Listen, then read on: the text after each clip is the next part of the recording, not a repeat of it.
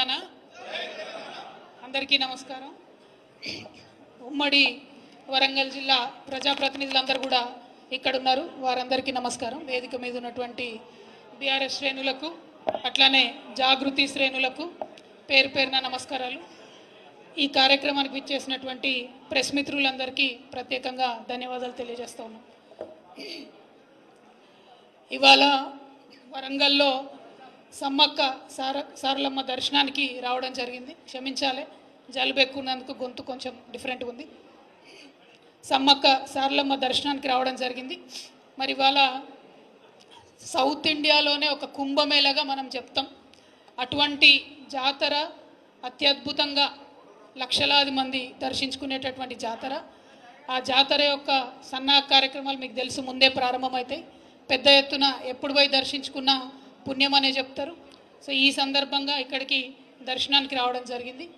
మరి ఎప్పుడు వచ్చినా సరే మా వినయన్న ఆతిథ్యం స్వీకరించకుండా పోవడానికి ఉండదు కాబట్టి వినయన్న దగ్గర ఆగి మిగతా మన గౌరవనీయులు దయాకర్ అన్న గారి దగ్గరికి, రమేష్ అన్న గారు, అట్లనే శంకర్ నాయక్ గారు, వేదిక మీద ఉన్నటువంటి యాదిరెడ్డి గారు, అట్లనే మా అన్న ఎంపీ దయాకర్ అన్న గారు, సీతారాం నాయక్ గారు, పెద్దలందరూ పార్టీ పెద్దలందరి సమక్షంలో మనందరం కలిసి దర్శనానికి వెళ్తూ ఉన్నాం.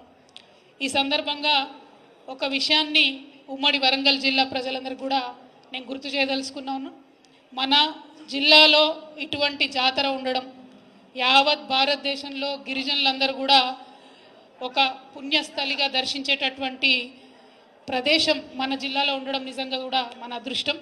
మనకు కొంగు బంగారంగా సమ్మక్క సారలమ్మ అని చెప్పొచ్చు. మరి అటువంటి జాతర దక్షిణాది కుంభమేళ అంటాం మనం. అటువంటి జాతరకు నేషనల్ స్టేటస్ ఇవ్వాలని మనం ఎప్పటి నుండో డిమాండ్ చేస్తూ ఉన్నాం. దాదాపుగా ఒక 10 సంవత్సరాల నుంచి తెలంగాణ ప్రత్యేక రాష్ట్రమైన తర్వాత అనేక సార్లు బీఆర్ఎస్ పార్టీ నుంచి ఎంపీలు కావచ్చు, గౌరవ ముఖ్యమంత్రి వర్యులు కావచ్చు, మన అక్క సత్యవతి రాథోడ్ గారు మంత్రివర్యులుగా ఉన్నప్పుడు తను కావచ్చు, 50 మందిని కూడా అనేక మార్లు కేంద్ర ప్రభుత్వానికి గుర్తు చేయడం జరిగింది. ఇవాళ మూకుమ్మడిగా వరంగల్ ప్రజలందరం కూడా డిమాండ్ చేయవలసినటువంటి అవసరం మనకున్నది. ఇప్పటికే మనకు పాకాల దగ్గర రామప్ప టెంపుల్కి యునెస్కో స్టేటస్ వచ్చి మన జిల్లా పేరు ప్రపంచవ్యాప్తంగా ఒక గౌరవప్రదమైనటువంటి స్థానంలో ఉన్నది. దానికోసం బీఆర్ఎస్ పార్టీ చేసినటువంటి విశేష కృషి మీ అందరికి కూడా గుర్తుండే ఉంటుంది. మనకు అవకాశం వచ్చినప్పుడు మన దగ్గర ఇటువంటి మంచి ప్రదేశాలు ఉన్నప్పుడు కొంచెం కార్యకర్తలంతా దయచేసి సంయమనం పాటించాలి. ఒక్కసారి ముచ్చట్లు పెట్టుకుంటూ ఉంటే బయట కొండ బ్రదర్, ఒక 2 నిమిషాలు ప్రెస్ వాళ్ళతో మాట్లాడేద్దాం. సంయమనం పాటించాలి బ్రదర్స్ అంతా కూడా. ఇటువంటి మంచి ప్రదేశాలు మన దగ్గర ఉన్నప్పుడు, మన ప్రాంత గౌరవాన్ని పెంచేటటువంటి ప్రదేశాలు ఉన్నప్పుడు మనందరం కూడా ఆ అవకాశాన్ని సద్వినియోగం చేసుకొని చరిత్రలో మన జిల్లా పేరు, మన రాష్ట్రం పేరు, మన యొక్క సంస్కృతి సంప్రదాయాలను ముందుకు కొనసాగించే విషయంలో ఉమ్మడిగా కూడా పోరాటం చేయాల్సినటువంటి సందర్భం ఇది. సమ్మక్క సారలమ్మ జాతరకు మరి నేషనల్ స్టేటస్ ఇవ్వాలని చెప్పి మళ్ళా ఒకసారి ఇవాళ వరంగల్ జిల్లా నుండి మేము బీజేపీ పార్టీని, ప్రధానమంత్రి గారిని డిమాండ్ చేస్తూ ఉన్నాము. ఈ డిమాండ్ అనేక పర్యాయాలు ఉన్నది.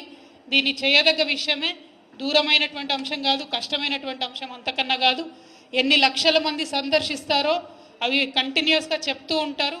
మరి అటువంటి ఎన్ని లక్షల మంది సందర్శిస్తారో తెలిసినటువంటి విషయమే.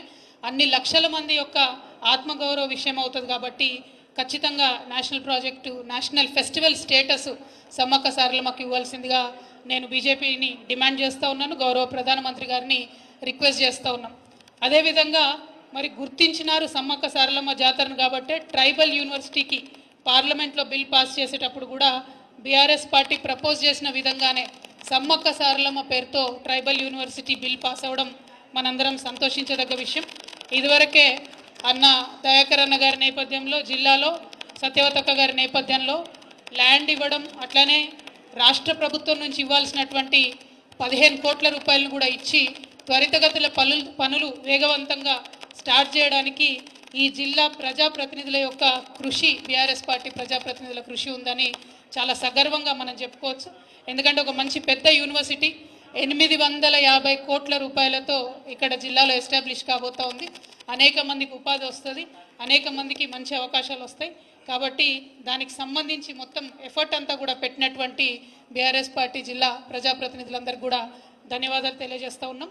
మరి సమ్మక్క సారలమ్మ జాతర అంటేనే మనందరికీ తెలుసు, చాలా పెద్ద ఎత్తున సదుపాయాలు కల్పించాల్సి ఉంటుంది.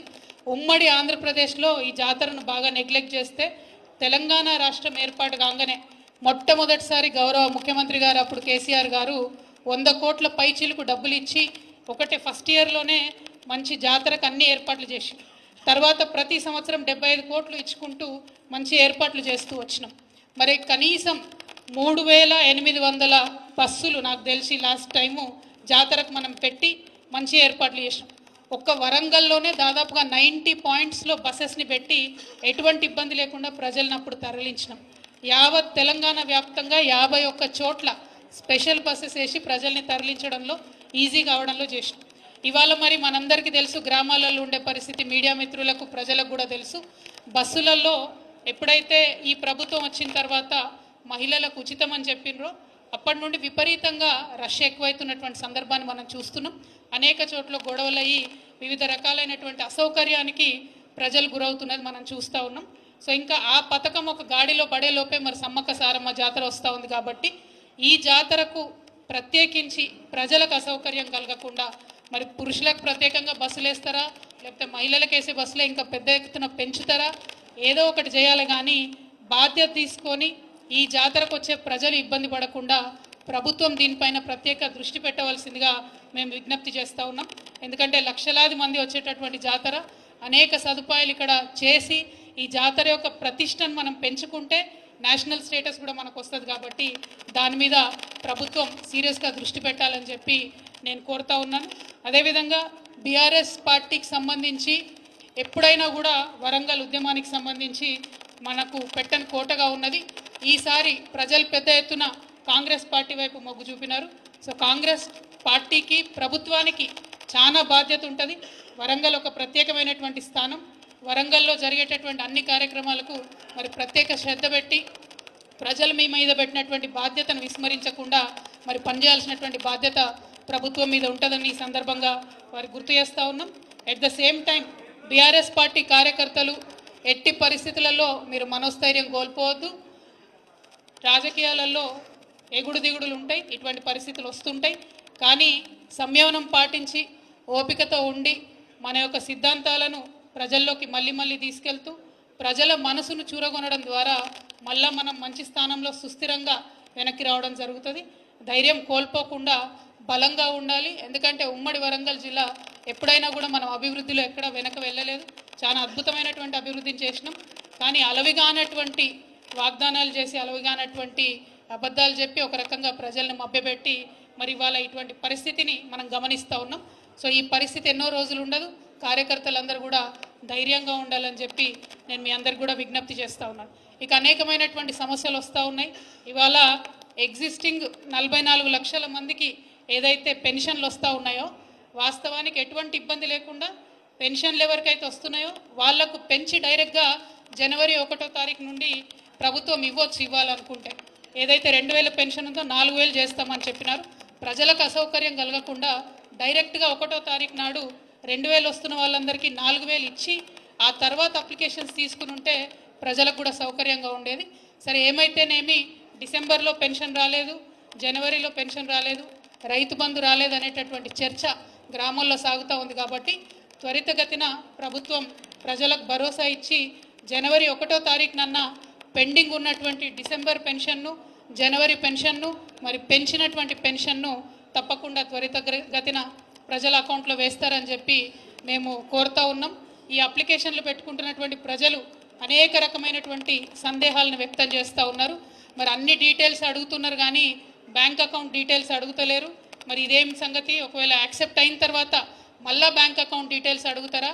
ఇది కాలయాపన చేసేటటువంటి ప్రయత్నం ఏమన్నా జరుగుతుందా అనేటటువంటి చర్చ ప్రజలలో కొనసాగుతున్నటువంటి సంగతి మీ అందరికీ తెలుసు.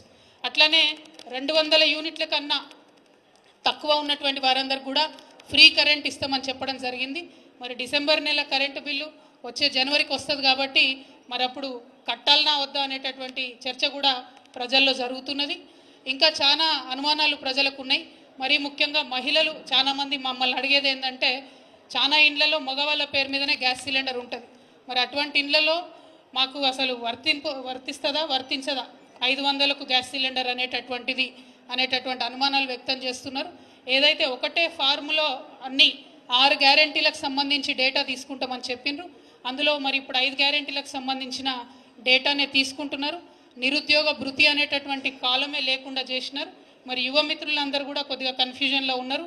మరి నిరుద్యోగ భృతి ఇస్తామని ప్రామిస్ చేసిండ్రు, ఆ ఫామ్లో ఎక్కడా లేదు అనేటటువంటిది కూడా చాలా మంది ఆలోచన చేస్తూ ఉన్నారు. ఇంకొక మాట కూడా, ఉద్యమకారులకు పుట్టిన గడ్డ వరంగల్ కాబట్టి ఇక్కడికి వస్తూ ఉంటే చాలామంది మమ్మల్ని అనేక రకమైనటువంటి అనుమానాలు అడిగినారు. అక్క మరి ఉద్యమకారులకు ఏదో పెన్షన్ ఇస్తామన్నారు, ఓన్లీ ఎఫ్ఐఆర్ ఉన్నోళ్ళకే ఇస్తామన్నారు అని అన్నారు. అంటే ఎఫ్ఐఆర్లు ఉన్నోళ్ళని తీసుకుంటే మొత్తం టీఆర్ఎస్ పార్టీలనే ఉంటారు వాళ్ళందరూ, మొత్తం ఉన్న ఎఫ్ఐఆర్లన్నీ. నేను మా తమ్ముళ్ళకి అదే చెప్పిన, అప్లై చేయండి. మనం ఆనాడు అమరవీరుల సందర్భంలో తీసుకున్న డేటా కూడా అదే.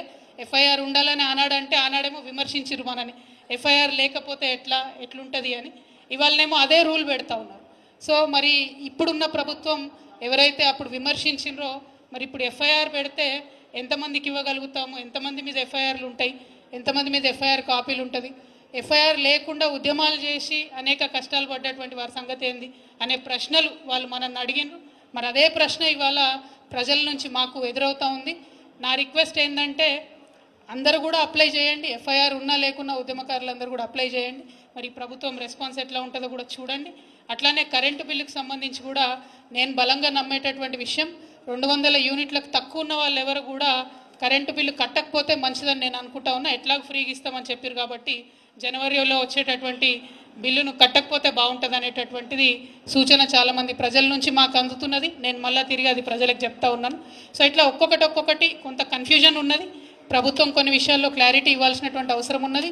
ఎప్పట్లాగానే బీఆర్ఎస్ పార్టీ కార్యకర్తలు ప్రజలకు ప్రభుత్వానికి మధ్యలో వారధిగా ఉంటూ ప్రజలకు వచ్చేటటువంటి అనుమానాలను, ప్రజలకు వచ్చేటటువంటి ఈ లైన్లలో నిలబడేటటువంటి కష్టాలు మళ్ళీ మొదలైనవి. వాటిలో సౌకర్యవంతంగా ప్రజలు ఉండేటట్టు మన తరఫున ఎంత వీలైతే అంత ప్రజలకు సహాయం చేసేటట్టుగా ప్రయత్నం చేయవలసిందిగా నేను కోరుతా ఉన్నాను. మరొక మాట, ఇప్పుడు వచ్చినటువంటి ప్రభుత్వం పదే మనం చెప్తూ వచ్చింది, కంప్లీట్గా ప్రతి గ్రామంలో కూడా మరి నెట్వర్క్ ఉంది. ఈ సేవలో మీ సేవలో ఆల్రెడీ డేటా మొత్తం ఉంది. కొత్తగా మళ్ళీ డేటా ఎందుకు కలెక్ట్ చేస్తున్నారో అర్థం కానటువంటి పరిస్థితి ఉన్నది. ప్రతి ఒక్క పెండింగ్ అప్లికేషన్ మీ సేవలో ఉన్నది. అంటే ఒక బటన్ కొడితే చాలు మొత్తం డేటా వస్తుంది. అయినప్పటికీ మళ్ళీ ప్రజల్ని ఇంత కష్టపెట్టి అన్ని వివరాలు ఎందుకు తీసుకుంటున్నారు, కేవలం కాలయాపన అన్నది అర్థం కాకుండా ఉంది.